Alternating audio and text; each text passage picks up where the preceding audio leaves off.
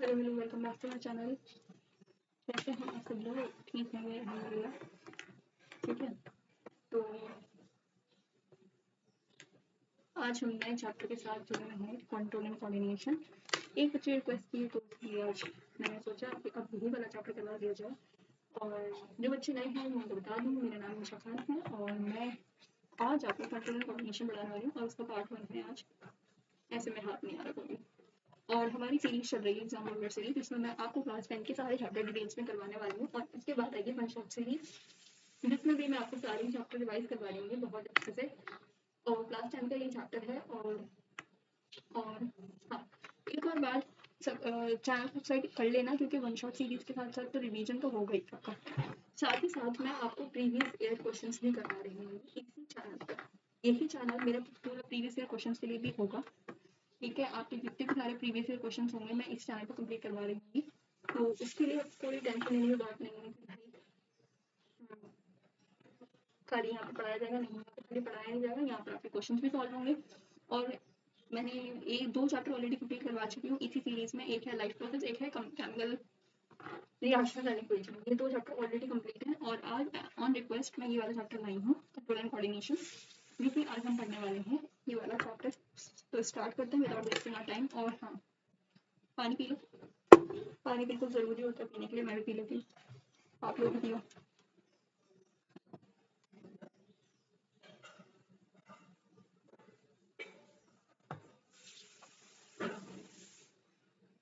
हाँ जी, पानी पी लिया सबने? मैंने भी पी लिया। चलो स्टार्ट करते हैं चैप्टर को।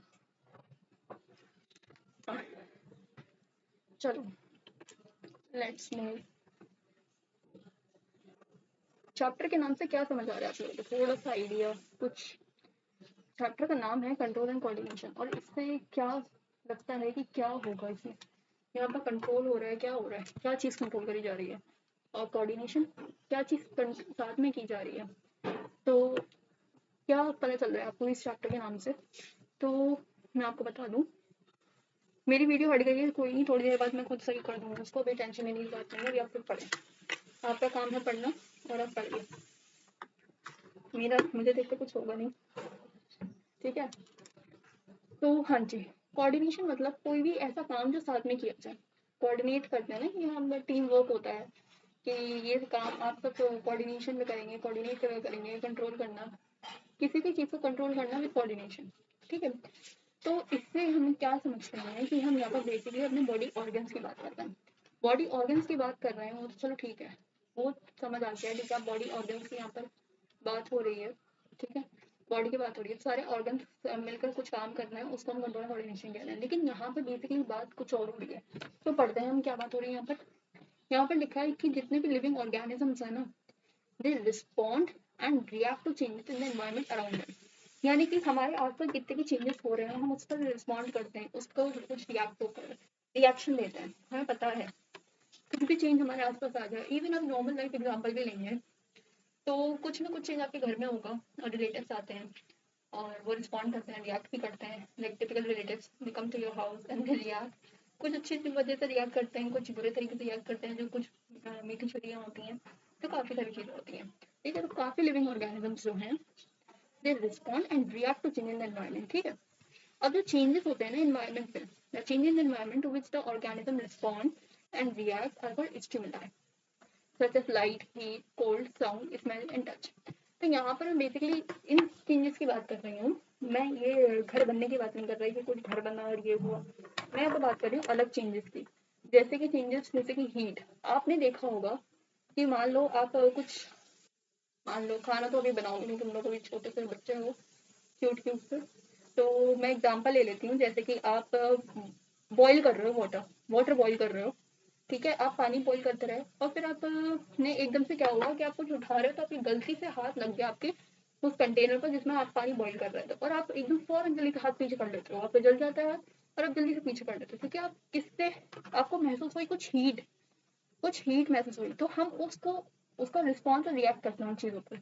ठीक है, और ये जो चेंजेस है ना, जो चेंजेस हम अपने आसपास देख रहे हैं, और इन्हीं चेंजेस को हम क्या कहते हैं, स्टिमुलाई कहते हैं।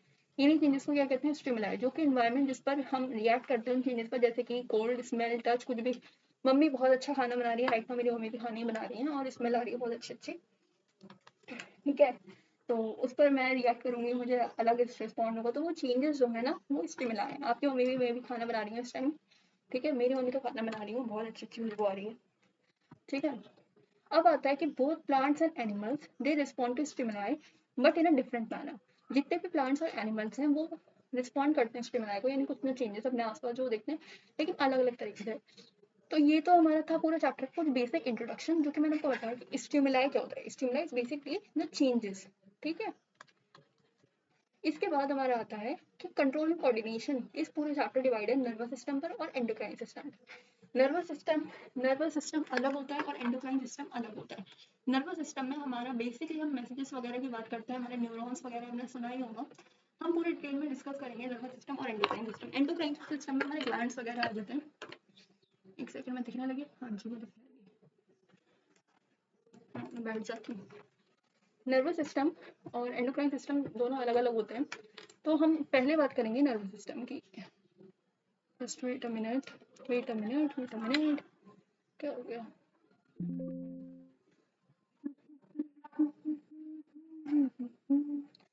नर्वस सिस्टम की बात करते हैं। तो नर्वस सिस्टम में दो तरह के नर्वस होता है, एक होता है सेंट्रल नर्वस सिस्टम, एक होता है हमारा पेरिफेरल नर्वस सिस्टम। कौन कौन से तरह के नर्वस सिस्टम होते हैं? दो तरह के, सेंट्रल नर्वस सिस्टम, एक होता है peripheral nervous system. Central nervous system की बात करूंगी, यानी कि CNS। क्या? CNS या PNS। सेंट्रल नर्वस सिस्टम में हमारी दो चीजें होती है, एक आता है हमारा ब्रेन, एक आता है हमारा स्पाइनल कॉर्ड।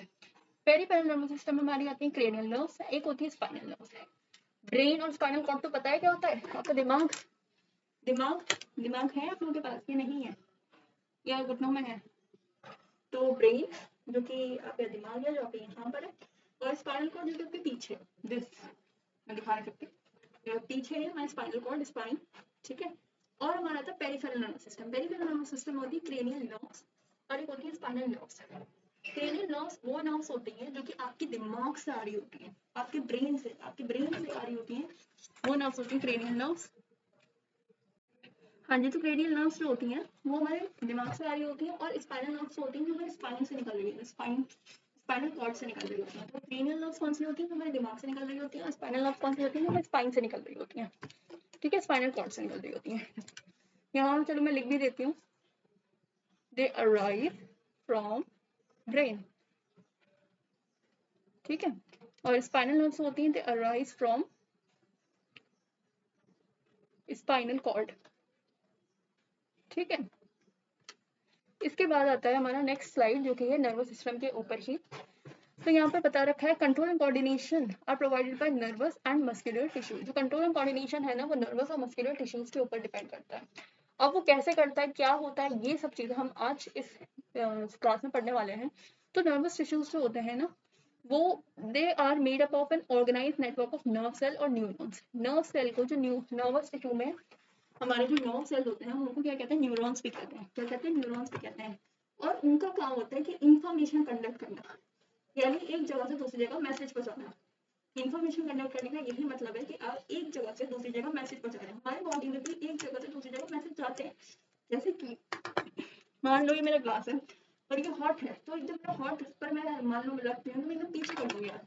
तो यही क्या है, ये एक मैसेज आता है दिमाग से भी ना, इसके थ्रू मैसेज आ रहा है, क्रेनियल नर्व्स के थ्रू मेरे पास मैसेज आ रहा है कि ये गर्म है, हाथ अपना हथार हाथ पीछे डालिए। लेकिन आप खुद सोचो कि हम किसी गर्म चीज को टच करते हैं तो एकदम से जल्दी से पीछे कर लेते हैं, तो मतलब कितना फास्ट है ये नेटवर्क। और ये किसके थ्रू हो रहा है? ये सब हो रहा है न्यूरॉन्स के थ्रू। एक सेकंड में पानी पी लूं।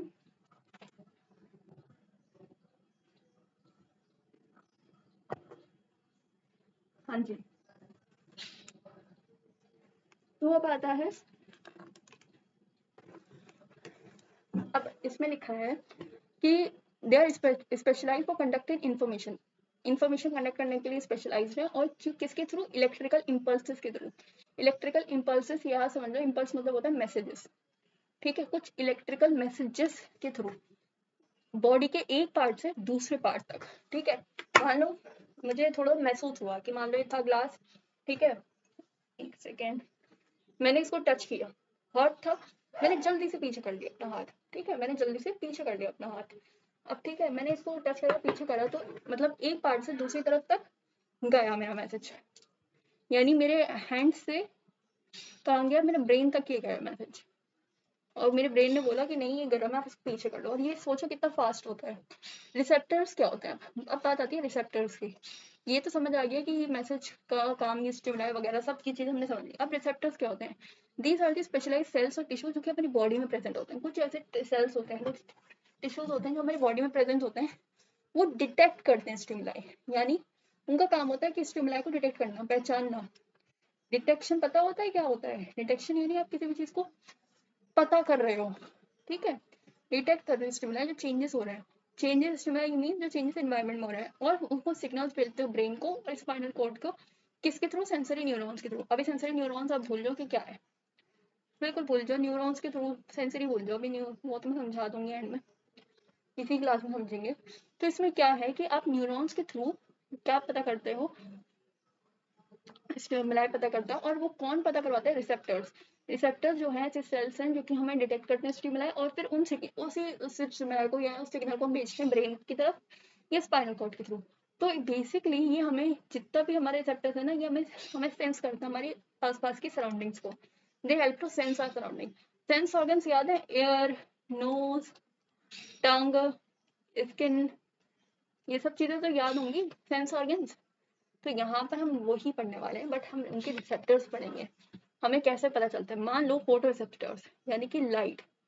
फोटो मतलब लाइट होता है, ये आपको मैंने लास्ट क्लास में पढ़ाया था कि फोटो का मतलब होता है लाइट, जो कि कहाँ प्रेजेंट होता है? आइस में प्रेजेंट होता है, रेटिना में, आइस की रेटिना। अगर आपके एकदम मैं टॉर्च लूँ और आपकी आंख में फौरन कर दूँ, फौरन एकदम आपकी आंख में कर दूँ, तो you will blink your eyes. तो यानी वो जो मैसेज एकदम मैंने आपकी आंखों में लाइट करी, मान लो आप सुबह उठते हो, एक और एग्जाम्पल लेती हूँ, सुबह उठते हो, अंधेरा हो होता है, और एकदम मम्मी उठ जाती हैं और कहती हैं चल जल्दी से उठो उठो उठो, लाइट खोल देती हैं सारी, अंधेरे से एकदम रोशनी आती है, आप you can open your eyes, क्योंकि वो रिसेप्टर्स होते हैं जो कि आपकी आंखों में होते हैं, वो कहते हैं नहीं भाई ब्लिंक करो, अभी थोड़ा सा बंद रखो अपनी आंखें, ठीक है।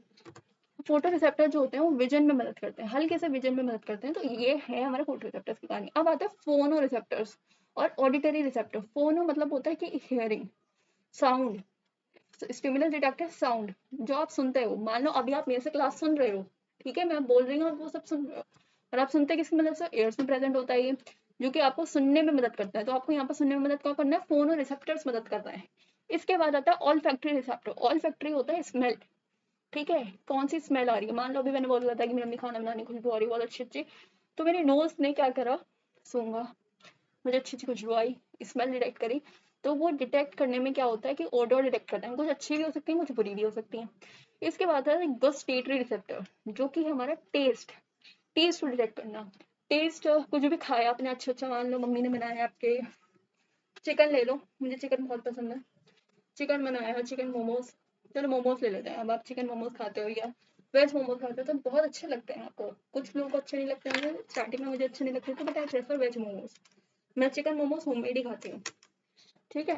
तो टेस्ट, और ये जो गुस्टाटरी रिसेप्टर्स है ना, वो टंग में होते हैं। टंग में, जो टंग ही तो बताती है हमारे कैसा टेस्ट है खाने का, तो help in detecting taste, sweet है, सार है, सॉल्टी है, बिटर है, कैसा टेस्ट है वो सब। दवाई का टेस्ट कैसा होता है? अब आता है, एक बार आता है थर्मो रिसेप्टर्स और थर्मो रेगुलेटरी रिसेप्टर, जो कि बेटा आपके स्किन में प्रेजेंट होता है, हीट और कोल्ड को डिटेक्ट करता है वो। जैसे कि मैंने ग्लास का एग्जांपल लिया था कि मान लो मेरे ग्लास में गर्म पानी है, तो एकदम वो डिटेक्ट करेगा कि हाँ ये वाइट चीज ठंडी है, गर्म है, क्या करना चाहिए। पूरा किस में मदद करेगा? ये सेंसिंग टेम्परेचर में मदद करेगा। फिर हमारा आता है पेन रिसेप्टर, जिनको हम नोस रिसेप्टर भी कहते हैं, जो डिटेक्ट करते हैं पेन। मान लो वो स्किन और इंटरनल ऑर्गन्स, मान लो आप जीनों से गिर जाते हो, मैं तो बहुत गिरती थी पहले, ठीक है, तो एकदम वो क्या होता है, जीने से गिरते हो और आपके बॉडी पर ब्लू ब्लू ब्लू ब्लू नील पड़ जाते हैं, ठीक है, तो वो डिटेक्ट करता है पेन, ठीक है, वो पेन होता है जो कि आपकी इंजरी या हार्मफुल स्टिमुलाई को डिटेक्ट करने में मदद करता है। आपका जो है ना, ये पेन वाला नहीं है, यानी पेन रिसेप्टर नहीं है, लेकिन यहाँ तक तो है पूरा। मैंने फिर भी आपको बता दिया कि कौन कौन से रिसेप्टर्स होते हैं। इसके बाद हम स्टार्ट करेंगे न्यूरॉन, जो कि हमारा नर्व सेल, जिसके बारे में हमें डिटेल में पढ़ना है, ठीक है। So let's start it. हाँ जी, तो स्टार्ट करते हैं अपना न्यूरॉन। क्या हो गया?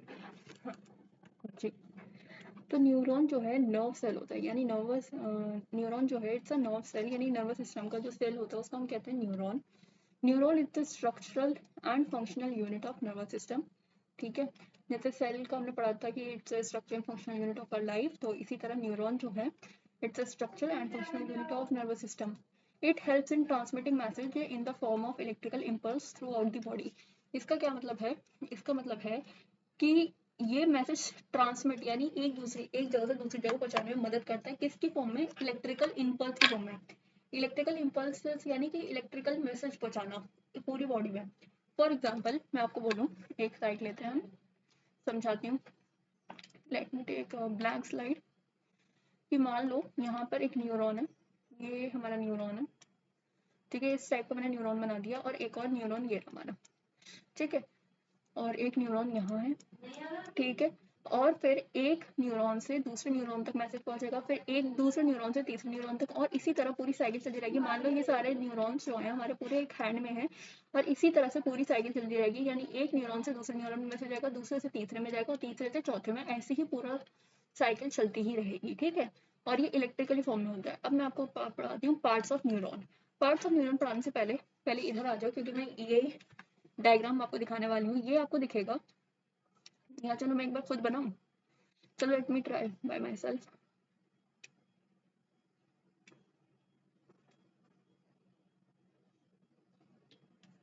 ठीक है, यहाँ यहाँ ये मैंने एक न्यूरॉन बनाया है, और इसमें से मैं निकाल देती हूँ हमारे डेंड्राइट्स, ठीक है, इसमें से मैंने निकाल दिए क्या? डेंड्राइट्स, ठीक है।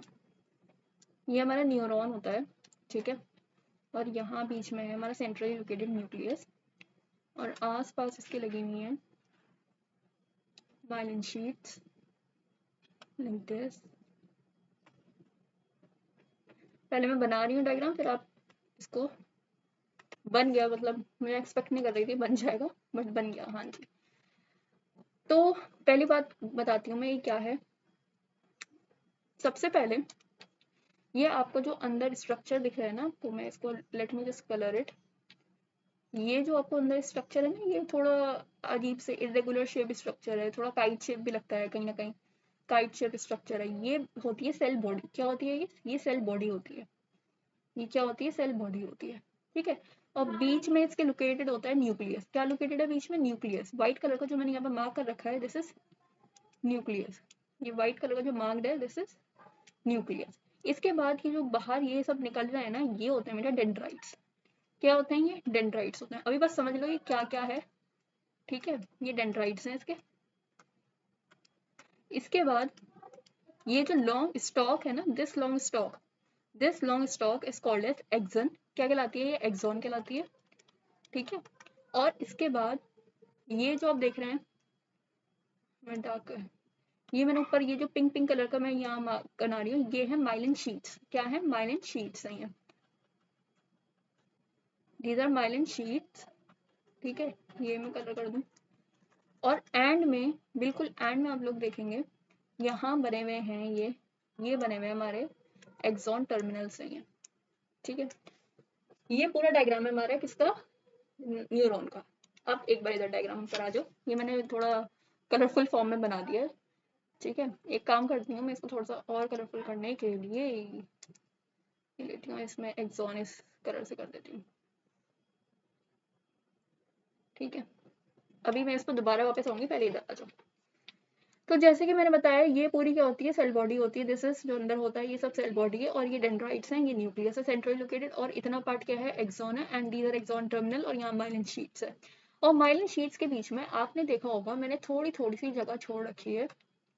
हेयर, यहाँ थोड़ी जगह छुटी हुई है, यहाँ थोड़ी जगह छुटी हुई है, यहाँ भी, यहाँ भी। ये सब क्या होते हैं? दीज आर नोट्स ऑफ रेनवेयर, ठीक है। तो अब हम समझते हैं ये सब चीजें होती क्या है। मैं इसको ना, अभी ये वाला जो स्ट्रक्चर है, मैं इसको लेबल कर दूंगी। पहले आप इधर आ जाओ। तो पहले बात करते हैं हम डेंड्राइट्स की। तो डेंड्राइट्स की अगर मैं बात करूँ, ठीक है, तो डेंड्राइट्स जो होते हैं, these are the branch like structure, जो कि हर न्यूरॉन के एंड पर प्रेजेंट होते हैं। ये था, ये है, ये थ्रेड लाइक स्ट्रक्चर है, जो कि कहाँ प्रेजेंट है? एंड ऑफ न्यूरॉन पर प्रेजेंट है। मैं इसको लेबल करने के लिए थोड़ा सा छोटा करूंगी। एक सेकेंड में पहले एक्सॉन वर्ड रिमूव कर दूँ यहाँ से। ये भी ऊपर का सब रिमूव कर दूंगी, तो मैंने समझाने के लिए बनाया था, ठीक है। जस्ट लेट मी, इसको थोड़ा सा छोटा कर दिया जाए।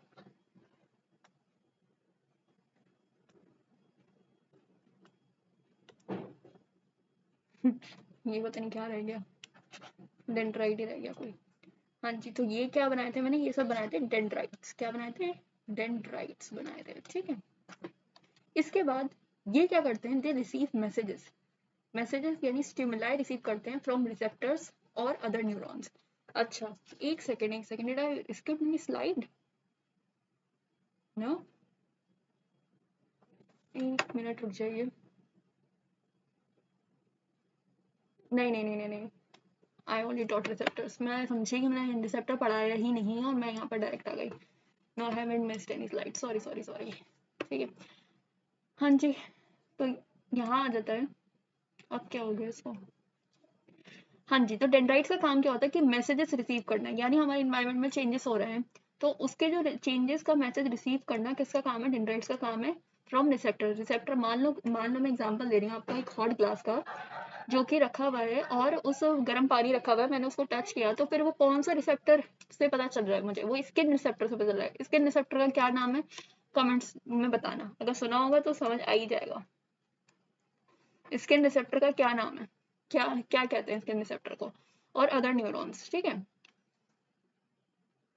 अब इसके बाद आता है नेक्स्ट, आता है हमारा सेल बॉडी। सेल बॉडी को हम साइटोन भी कहते हैं। क्या कहते हैं? साइटोन भी कहते हैं। इसमें न्यूक्लियस होता है, साइटोप्लाज्म होता है और कुछ सेल ऑर्गेनेल्स होते हैं। यहाँ की बात हो रही है। तो बेटा ये जो बनाया था ना हमने, ये पूरी सेल बॉडी थी, उसमें यहाँ पर ये पूरे में साइटोप्लाज्म है। कुछ ऑर्गेनेल्स भी है, मैंने यहाँ ऑर्गेनेल्स दिखाए नहीं है, और यहाँ पर बीच में सेंट्रली लोकेटेड न्यूक्लियस भी है।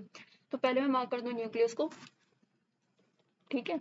लेबल डायग्राम बना रही हूँ मैं, और ये मेरी येलो कलर से थी सेल बॉडी, ठीक है। क्या थी? Cell body. इसके बाद आता है नेक्स्ट चीज, सेल बॉडी क्या काम करती है? सेल बॉडी का फंक्शन है कि it control the activities of the neuron and process information. जितनी भी एक्टिविटीज होती है न्यूरॉन्स की, वो उसको कंट्रोल करती है और सारी इंफॉर्मेशन को प्रोसेस करती है। इसके बाद नेक्स्ट हमारी चीज आती है, वो होती है एक्सॉन। एक्सॉन क्या करता है? Axon, a long thin fibre extending from cell body. ऐसा लॉन्ग थिन फाइबर जो कि मैंने ये ब्लू कलर से मार्क कर रखा है, ये कहाँ से एक्सटेंड हो रहा है? सेल बॉडी से एक्सटेंड हो रहा है, और इसको मैं कहूंगी इट इज एक्सॉन। क्या है ये? एक्सॉन है, ठीक है। अच्छा, एक्सॉन का काम क्या होता है? It carries electrical impulse away from the cell body to the other neurons और मसल्स। तो यहाँ पे क्या हो रहा है कि इलेक्ट्रिकल इम्पल्सेस यानी इलेक्ट्रिकल मैसेजेस जो आए हैं, वो एक न्यूरॉन से दूसरे न्यूरॉन को पहुंचाने के लिए एक तरीके से ट्यूब पर टाइप है, ठीक है, जो कि एक न्यूरॉन से दूसरे न्यूरॉन तक मैसेजेस पहुंचाने का काम कर रही है, ठीक है। जैसे कि मैंने आपको ऑलरेडी यहाँ पर एक्सप्लेन किया था कि जैसे एक न्यूरॉन ये रहा, अदर न्यूरॉन ये रहा, ठीक है। तो ये एक्सॉन क्या रहेगी? सेल बॉडी से यहाँ तक लेकर आएगी, यहाँ पे मैसेजेस लेकर आएगी, this from here here here, यहाँ ले आई, और इसी के आगे दूसरा न्यूरॉन है, ठीक है। तो ये इसके डेंड्राइट्स को मैसेज देगा, इसके डेंड्राइट्स को मैसेज देगा, इसके बीच में होगा जो काम होगा। समझ में आ गए? तो हमारा पार्ट ऑफ न्यूरॉन यहीं पर कंप्लीट हो जाता है। इसके बाद आता है साइनेप्स। साइनेप्स क्या होता है? It's the tiny gap between two neurons. मैंने कि जैसे कि आपको समझाया था कि एक न्यूरॉन ऐसा यहाँ पर रखा है और एक न्यूरॉन ये रहा, ठीक है। और इसके मैं यहाँ पर डेंड्राइट बना रही हूँ, एक रफ डायग्राम मैं आपको बनाकर सिखा रही हूँ। और इसके डेंड्राइट, इसने इसने कोई रैंडम न्यूरॉन से, कोई ऐसा न्यूरॉन था, वो मैसेज लाया और इसके डेंड्राइट्स को मैसेज दे दिया। क्या करा? इसके डेंड्राइट्स को मैसेज दे दिया, हाँ जी। तो यहाँ पर कोई मैसेज आया और यहाँ पर इसके डेंड्राइट्स को मैसेज दिया। अब डेंड्राइट के पास से कहाँ आया? सेल बॉडी में। सेल बॉडी से एक्सॉन के थ्रू आया एक्सॉन टर्मिनल तक मैसेज, और फिर एक्सॉन टर्मिनल तक जैसे ही मैसेज आया वो पहुंचा देता है दूसरे न्यूरॉन्स को उसके डेंड्राइट। अब इसके बीच में ये जो छोटी सी स्पेस है ना, इसको हम क्या कहेंगे? इसको हम कहेंगे साइनैप्स। क्या कहेंगे? साइनैप्स कहेंगे, ठीक है। अब यहाँ पर here the electrical impulse of one neuron is converted into a chemical signal that crosses the gap and triggers an impulse in the next neuron। तो यहाँ पर क्या हो रहा है? जो इलेक्ट्रिकल इम्पल्स आ रहा होता है ना एक न्यूरॉन से, वो कन्वर्ट होता है केमिकल सिग्नल में, और वो इस गैप को क्रॉस करता है और दूसरे न्यूरॉन में पहुंच जाता है वो impulse. Impulse is nothing, it's only message. Impulse word मैंने लिख दिया है, लेकिन इसको आप मैसेज ही समझो कि इलेक्ट्रिकल मैसेज आया, केमिकल सिग्नल में बन करा, गैप को कैसे क्रॉस करा और दूसरे न्यूरॉन में मैसेज पहुंचा दिया। नेक्स्ट आता है नर्व इम्पल्स, ठीक है। नर्व इम्पल्स जो है एक इलेक्ट्रिकल सिग्नल है, ठीक है, जो एक पूरे न्यूरॉन में पास करता है। अभी तो साइनाप्स हमने पढ़ा था कि दो न्यूरॉन के बीच की कहानी पढ़ी थी, दो न्यूरॉन थे उनके बीच की कहानी पढ़ी थी कि यहाँ पर कैसे एक न्यूरॉन से दूसरे न्यूरॉन में सिग्नल जा रहे थे, ठीक है। लेकिन हम नर्व इम्पल्स में पढ़ेंगे, नर्व इम्पल्स में पढ़ेंगे कि ऐसा इलेक्ट्रिकल सिग्नल जो कि पूरे न्यूरॉन में पास हो रहा है। यहाँ पर सिर्फ एक नर्व सेल की बात करी जाइए जो कि allowing message to be transmitted from the one part of the body to another, यानी पूरे न्यूरॉन में, यानी डेंड्राइट से फिर सेल बॉडी में आना, देन फिर जाना एक्सॉन में, देन एक्सॉन टर्मिनल, ये सब ये पूरा आता है नर्व इम्पल्स का काम। एक इलेक्ट्रिकल सिग्नल जो कि पूरे न्यूरॉन में पास हो रहा है, ठीक है। इसके बाद आता है कि न्यूरॉन का काम कैसे होगा, हाउ न्यूरॉन वर्क्स, ठीक है। थोड़ा सा और है फिर हमारा ये वाला पार्ट कंप्लीट हो जाएगा। सबसे पहले स्टिमुलस रिसीव, सबसे पहले क्या होगा, स्टिमुलस रिसीव होगा, जस्ट अ मिनट, मैं दिखना लग गई होंगी।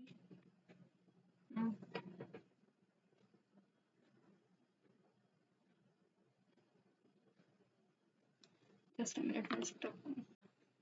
हाँ जी, मैंने इसको जरा फिक्स किया है कैमरे को। हाँ जी, अब क्या होता है, मैं इसको खड़े होकर समझा रही हूँ। ये मैं एज अ ग्लास का एग्जाम्पल ले रही हूँ क्योंकि ये सबसे बेस्ट एग्जाम्पल होता है समझने के लिए।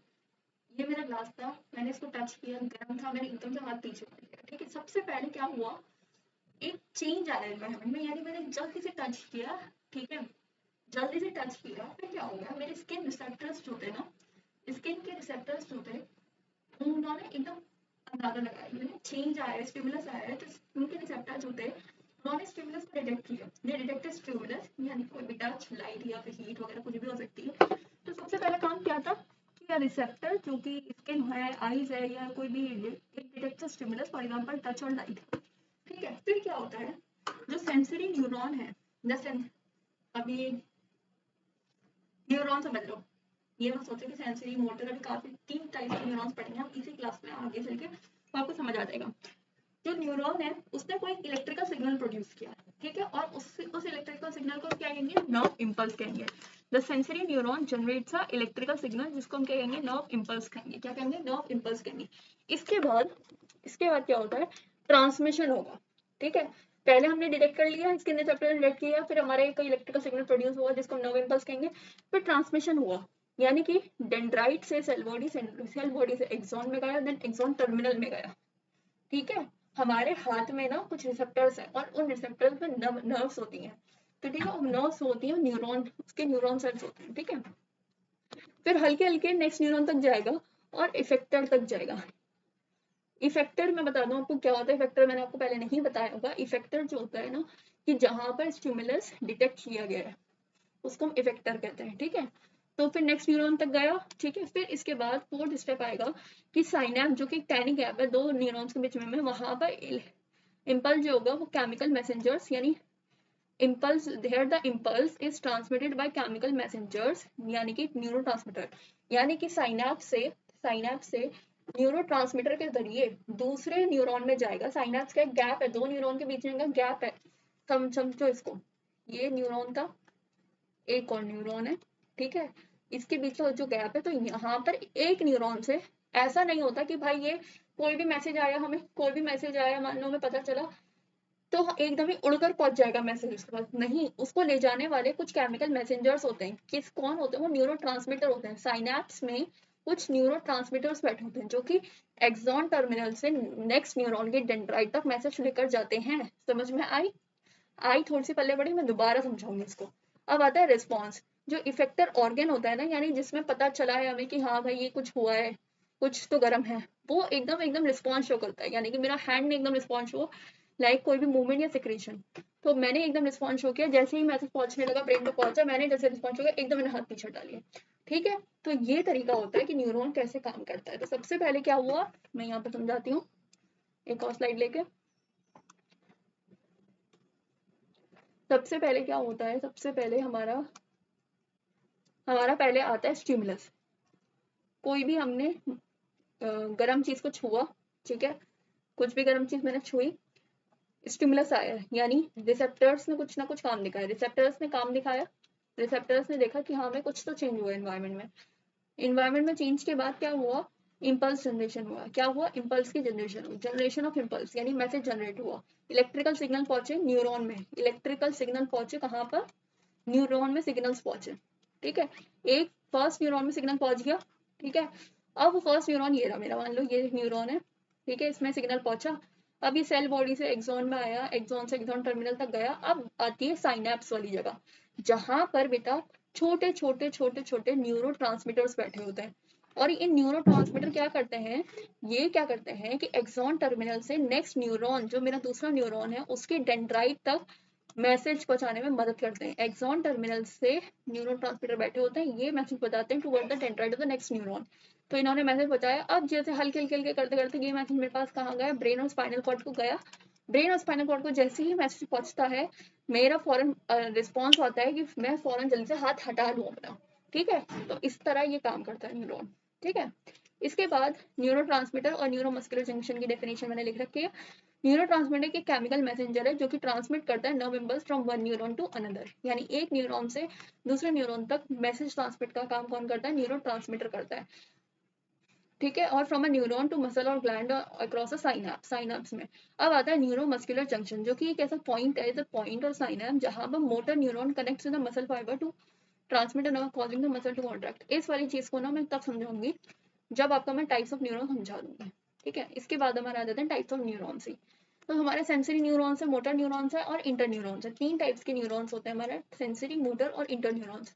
सेंसरी न्यूरॉन्स वो होते हैं जो कि रिसेप्टर से ब्रेन तक, स्पाइनल ब्रेन और स्पाइनल कॉर्ड तक हमारा इम्पल्स लेकर जाते हैं। इम्पल्स मैसेज समझो, यहाँ पर इम्पल्स मत समझो, मैसेज समझो कि मैसेज लेकर जा रहे हैं रिसेप्टर से टूवर्ड्स ब्रेन और स्पाइनल कॉर्ड। मान लो मैंने कुछ खाया अच्छा था, ले लेते हैं, लाइक मेरा अभी दिल कर रहा है खाने का, पिज्जा ले लेते हैं, मेरा पिज्जा खाने का दिल कर रहा है, तो मैंने पिज्जा खाया, तो वो मेरा मैसेज लेकर जाएगा रिसेप्टर से, यानी tongue is a receptor, tongue receptor है मेरी, टंग से मैसेज लेकर जाएगा ब्रेन या स्पाइनल कॉर्ड तक।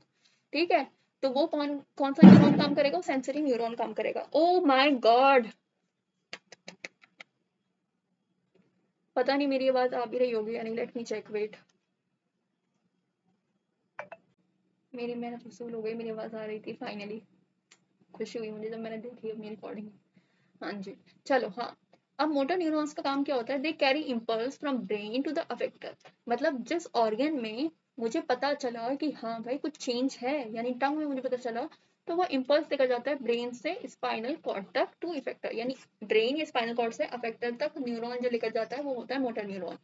फिर हमारा आता है इंटर न्यूरॉन, जो कि सेंसरी और मोटर न्यूरॉन को कनेक्ट करते हैं इनसाइड द स्पाइनल कॉर्ड और the brain. They are present inside the spinal cord और ब्रेन में प्रेजेंट होते हैं, और ये कनेक्ट करते हैं सेंसरी और मोटर न्यूरॉन्स को। ठीक है, इसके बाद आता है हमारे टाइप्स ऑफ एक्शन। कुछ हमारे एक्शन वॉलंटरी होते हैं, इनवॉलंटरी होते हैं, रिफ्लेक्स एक्शंस होते हैं। इन वॉलंटरी एक्शंस वो होते हैं जो कि हम खुद कर सकते हैं, जैसे कि मान लो मैं लिख रही हूँ, like I am writing voluntary, तो यानी ये मेरी अपनी विल से है, मैं खुद कर रही हूँ, मुझे किसी की जरूरत नहीं पड़ रही है, ऑटोमेटिकली कुछ नहीं हो रहा, मैं खुद चाह रही हूँ, मैं भाग रही हूँ, दौड़ रही हूँ, पढ़ा रही हूँ, ये सब मेरा वॉलंटरी है, क्योंकि it is doing, it is happening according to my will. ठीक है, ये ऐसे एक्शंस हैं जो कि हमारे कॉन्शियस कंट्रोल, यानी जो हम खुद कर सकते हैं, हमारे कंट्रोल में, वो वाले एक्शंस कौन से होते हैं, वॉलंटरी एक्शंस होते हैं, जो कि हम डिसाइड करते हैं कि हम ये करना है या नहीं करना। ठीक है, फॉर एग्जाम्पल, एग्जाम्पल के तौर पर रनिंग, वो मेरा अपना खुद है, मैं उसको खुद कंट्रोल कर सकती हूँ। और ये सारे वॉलंटरी एक्शंस कौन कंट्रोल करता है, ब्रेन करता है। इन वॉलंटरी एक्शंस वो एक्शंस होते हैं जो कि ऑटोमेटिकली हो जाते हैं हमारे विदाउट अ कॉन्शियस कंट्रोल, में पता भी नहीं होता, वो ऑटोमेटिकली होता जा रहा है, जैसे कि हमारे अंदर डाइजेशन ऑटोमेटिकली होता जा रहा है, हम कुछ नहीं कर रहे हैं।